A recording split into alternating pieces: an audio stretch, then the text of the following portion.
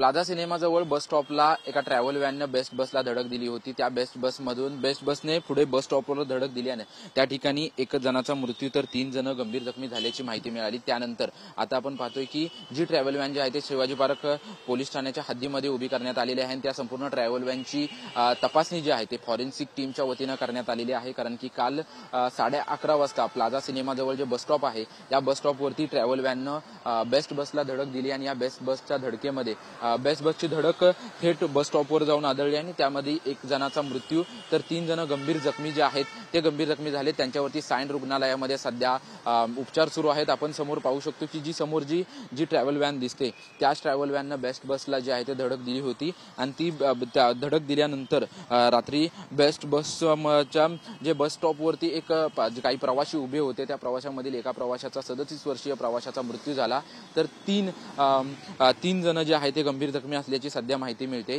सध्या पुढील तपास जो आहे तो पोलिसांच्या वतीनं करण्यात येतोय आणि आरोपीच्या विरोधात शिवाजी पार्क पोलीस स्थानकामध्ये जे आहे ते गुन्ह्याची नोंद करण्यात आलेली आहे। या ट्रॅव्हल व्हॅननं जी धडक दिली होती या धडकेमध्ये एक 4-चाकी गाडी त्यासोबतच बेस्ट बसचं देखील नुकसान झालं होतं। आपण जी 4-चाकी गाडी पाहतोय ती या ठिकाणी उभी आहे आणि ज्या ट्रॅव्हल व्हॅननं धडक दिली होती ती ट्रॅव्हल व्हॅन आपण पाहू शकतो की समोर देखील या ठिकाणी ठेवण्यात आलेली आहे। संपूर्ण याची तपासणी जी आहे ती फॉरेन्सिक टीमच्या वतीनं करण्यात आलेली आहे। सध्या एका जणाचा मृत्यू झालेला 3 जणांवरती उपचार सुरू असल्याची माहिती मिळते। कॅमेरामन रोहन पवारसह निवृत्ती बाबर, TV9 मराठी, मुंबई।